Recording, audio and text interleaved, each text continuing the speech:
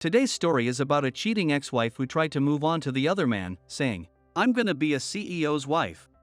The misfortune of others is sweet as honey, so take your time and enjoy. I had a feeling it was coming, and sure enough, I got a message from my ex-wife. I got an email from an unknown email address that said, "I want to apologize for what happened back then." Well, I had refused her old email address, so she had to use a different one. Along with the message, she sent a picture of a rundown apartment room. I couldn't help being curious, so I replied, "What's this?" She quickly responded, "Our new place." The address is. I don't need your address. Did you break up with the CEO? No, not yet. He deceived me, so I'm preparing to sue him, she replied cryptically. What in tarnation happened to my ex-wife? Suing the CEO? I smell a serves you right development coming. I'm gonna take a shower. In the meantime, give me the full story. I just meant to vent a little, but if you all are willing to listen properly, I'll write it out in chronological order with all the details. Me, 30 years old at the time. I'm a normal office worker making $50,000 a year. Wife, also 30. She was a housewife but later started working part-time. I'm originally from the countryside, and my wife and I were college classmates. It was a pretty tight-knit community, so we had a lot of mutual friends. When we'd hang out with friends in a big group, my wife also came along, and that's how we gradually got closer and started dating. 3 years after graduation, just as I was getting used to my job, I proposed to her and we got hitched. I worked for a fairly large logistics company in my hometown, but my salary was nothing special. At the time, my wife was also working for another company, so for the time being, we decided to be a dual-income household. I think our married life was going smoothly. We divided the household chores properly, and I enjoyed cooking for my wife, and looking forward to the meals she made for me. On our days off, we'd wrestle with cleaning and laundry together through trial and error. On those days, we'd order food delivery or eat out, which was also a joy. We were both still young and in our prime for going out, but we'd participate in drinking parties and trips with our mutual friends as a couple. There were no issues. In fact, I think we were a couple that got along well. That changed 3.5 years into our marriage. It was when I got transferred to the New York branch. The company I work for has its headquarters in my hometown, and from there, it distributes local products nationwide and receives products from other regions to deliver locally. That's why there are small branches in each region, and this time, I was ordered to transfer to the New York branch. They had told me that there would be transfers, so I knew it would come someday. If anything, I thought I was lucky, the transfer destination being New York. When I told my wife about the transfer, she said, "It'll be lonely being away from everyone, but I'm excited that we're going to New York." I felt bad about asking her to quit the job she had finally gotten used to and separating her from her friends. But I was relieved that she seemed willing to come with me. Just 2 weeks after being ordered to transfer, we arrived in New York. Our new place was quite central in the city, smaller than the house we lived in back home, but spacious for a couple. When I mentioned that work in New York would be intense, my wife hoped for being a full-time housewife. She didn't seem to like the idea of job hunting in an unfamiliar place. I was worried about living in New York and thinking about our future kids, but since we could live in company housing without restrictions, I agreed. Or so I thought. About a month after moving here, my wife said, "You know, I don't have a single friend in New York and I'm lonely. Is it okay if I get a part-time job somewhere? I'll still do the housework properly like I've been doing." I knew she was a people person, and I was aware that she enjoyed working at hometown. So I gave her the green light to work part-time while handling the housework. After searching for various part-time jobs, my wife ended up working as a receptionist at a golf school near our new place. At first she would finish the housework before going in for her shift, but after about 3 months, she seemed to have made friends at work and started going out more often. I was a bit disappointed that we were spending less time together, but my wife, who had said she was lonely without friends, started making more remarks praising New York, like, "I should have gone to college in New York. The world is totally different from the countryside. Unlike country folks, everyone here is kind and interesting to talk to. New York is amazing." Looking back, I should have put my foot down and told her not to go overboard with the going out. But I guess that kind of personality bloomed eventually. At the time, it never crossed my mind that my wife would neglect me, or the housework to the point of going out all the time. Her nights out, which started at about once a week, gradually increased, and by the time half a year had passed since she started the part-time job, she was going out drinking almost every day. It seemed she was influenced by her co-worker friends, who were all beautiful girls. She increasingly neglected the housework too. My meals were just deli foods or frozen dinners served on a plate. The room was messy, and she seemed to pile up the laundry and no longer ironing my shirts and handkerchiefs. Even when I complained about it, she'd say things like, "But pre-made foods are still meals, right? I'm still doing the cleaning and laundry, just saving it up and doing it all at once when I have time. It's no different from when we were both working, is it? And I'm still working part-time, so instead of complaining, why don't you lend a hand?" She had completely forgotten that she herself had wanted to be a housewife and promised to handle the chores properly. My wife said it was no different from when we were both working, but that wasn't true at all. Especially when it came to our household savings. Previously, both my wife and I were working. But now, even though my wife claims to be working, it's just a part-time job after all. Our household income has dropped significantly compared to before. On top of that, she's going out more than she did back home, and the cost of living in New York is much higher than our hometown. Even though my salary went up a bit after moving to New York, it wasn't nearly enough to support us. Every month, looking at the credit card statement gave me a headache. "What did you use this for?" Even when I asked that, she stopped answering and eventually started getting defensive, saying things like, "What does it matter what I use it for? Why do you keep asking?" Honestly, it was painful being with a wife like that. But I couldn't be firm with her, out of guilt for her leaving her job and friends to come with me. I thought she was having fun going out drinking and hanging out with coworkers, but that wasn't. Apparently, my wife was popular without my knowledge. The people she was going out with weren't coworkers, but men who attended the golf school. And my wife had definitely changed from when we were back home. It wasn't just the increased nights out and change in attitude towards me. I think the most notable change was in her sense of money. I got my first bonus after moving to New York. I had worked hard, so I was thrilled that it was nearly 1.5 times the amount I got back home. But when I told my wife, she laughed and said, "It doesn't increase that much even after moving to New York?" That's hard. The sense of unease grew. Even with a bonus smaller than this, she would have been delighted before. And we would have gone out to a normally unaffordable restaurant to splurge together. I noticed these changes in my wife, but I never imagined that another man was involved. I tried to convince myself that after coming to New York and interacting with sophisticated friends, she had become dissatisfied with our previous lifestyle. This is definitely a case of her true colors showing. But even if you hadn't left our hometown, she would have been this type of person. And then one day, out of the blue, she said, "Let's get a divorce." This "let's get a divorce" came out of nowhere to me, but my wife seemed to have decided on it beforehand and said it matter-of-factly. "I want to be free," she said.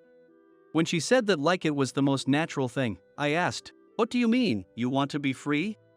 Is there another man you like and you've been cheating on me?" But my wife said, "No, there's no one I like. I just regret my life after coming here. I think there were so many more options. That's why I want to leave you.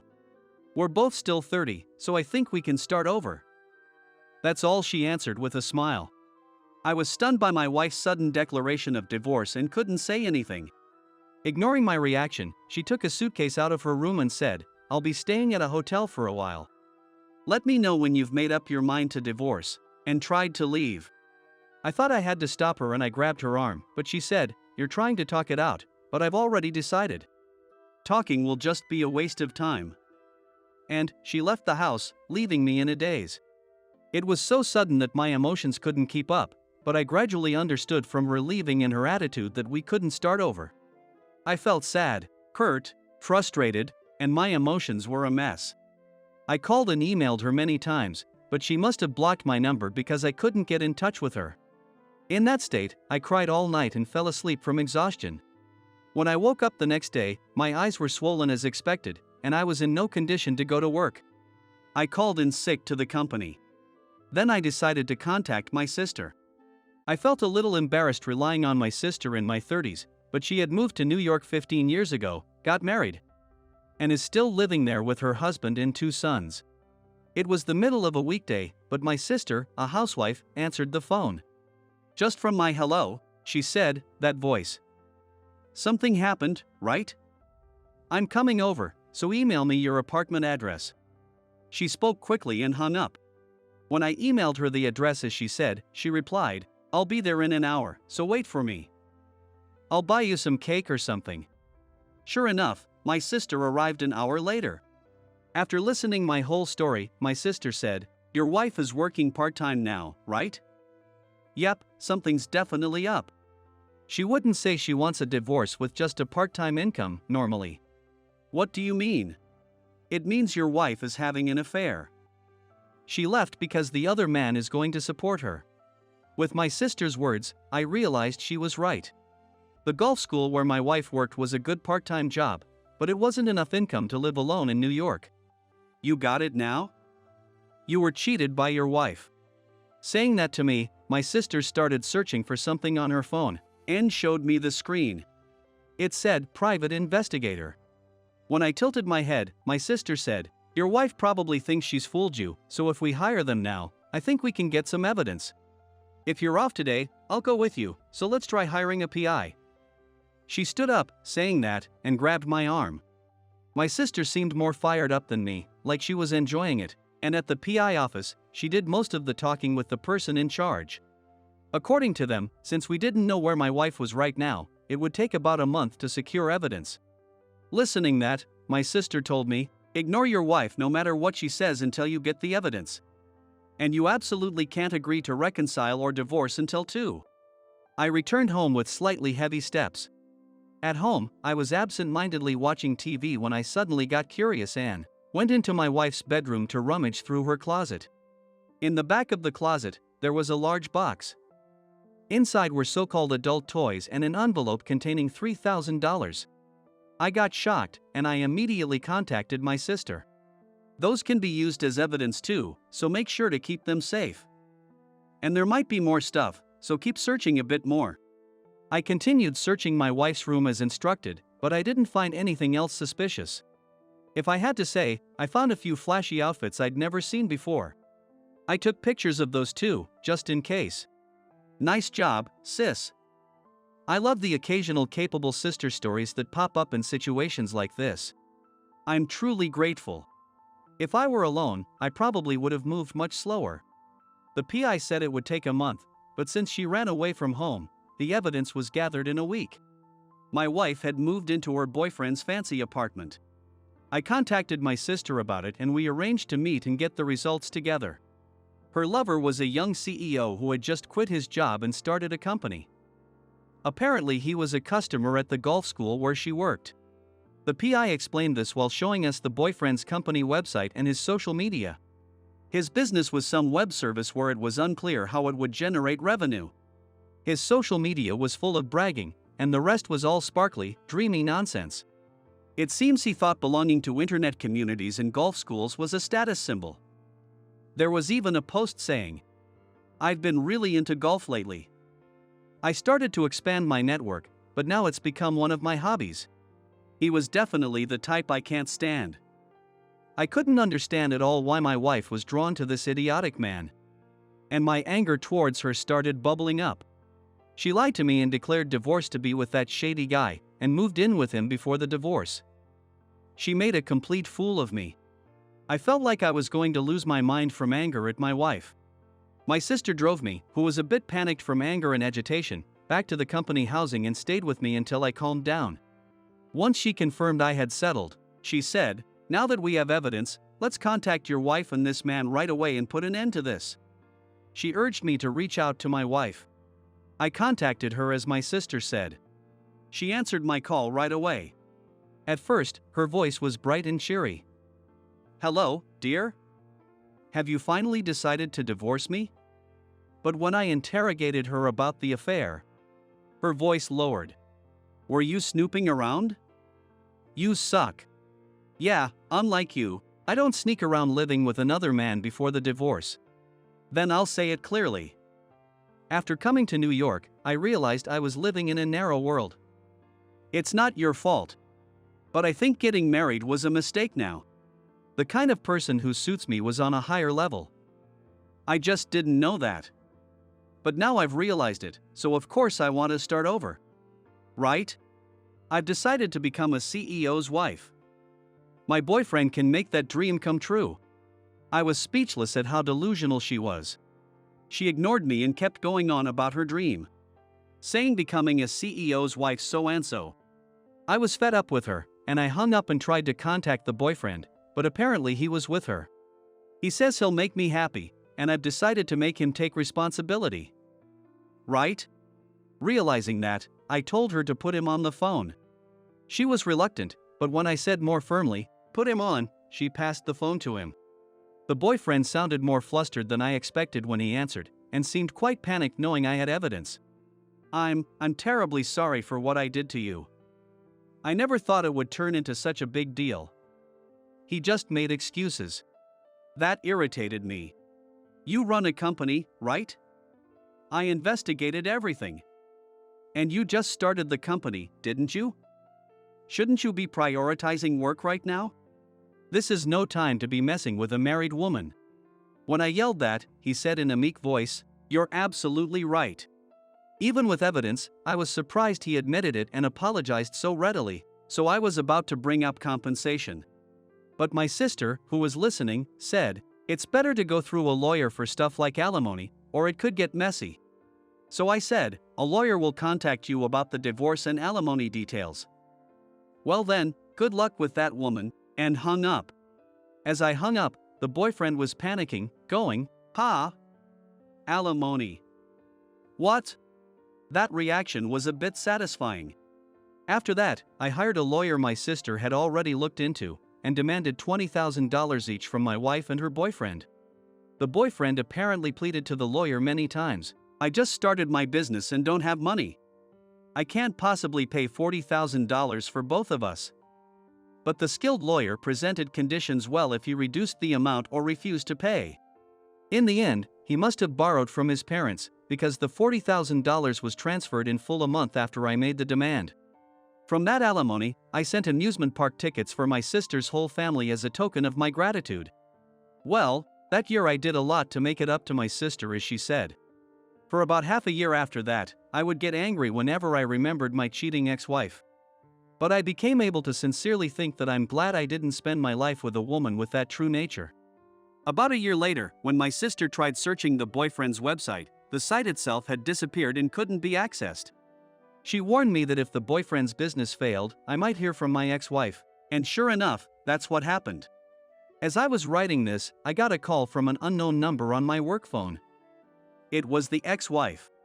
Listen. I was deceived by that boyfriend. He lied about being a CEO, he often just slept at home all day. That's no different from jobless, right? He said he'd marry me once his work took off, but he hardly works at all. Whenever I ask when he'll marry me or if he has enough money, he always threatens me, saying, "If you have that many complaints about me, want to break up?" It's awful, right? I listened with amusement to her one-sided complaints, feeling like she got what she deserved. But then. So, I'm thinking of suing him for marriage fraud. I'll make sure to include deceiving me into leaving you, and get alimony for your share too. Ha? What do you mean my share? I was just deceived by him. So, let's get back at him and get back together? She started saying stupid things like that. You think we can start over? And you're still blaming someone else, huh?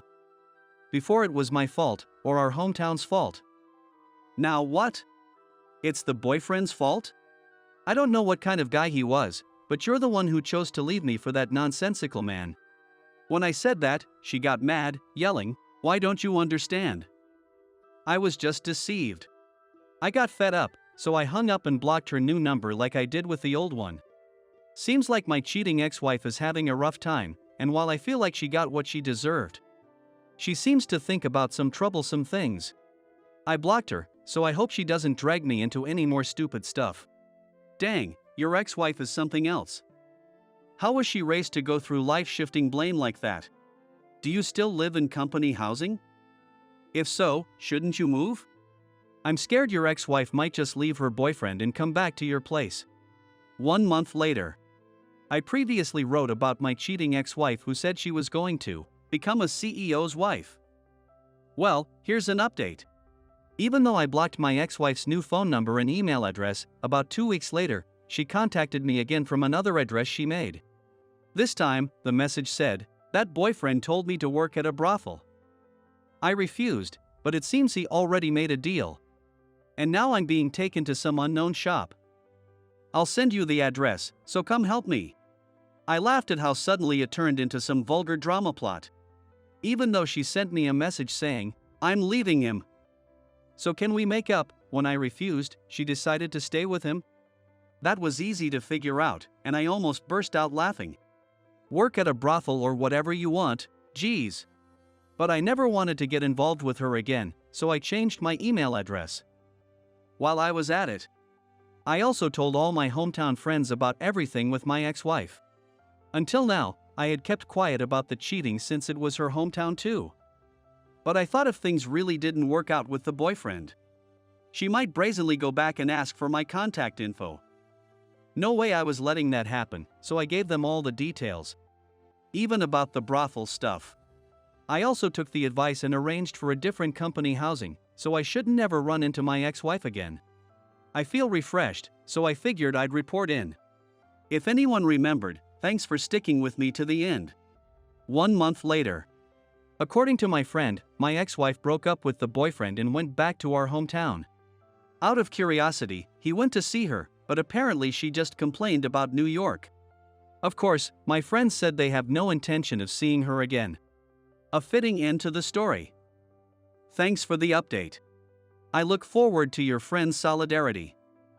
But with her financial situation, going back to New York is probably impossible. I wouldn't be surprised if she ends up in the brothel again. How exciting! And that concludes the story of the cheating ex-wife who was supposed to become a CEO's wife but almost got sold to a brothel instead. By the way, the average monthly income for a part-time job is $972.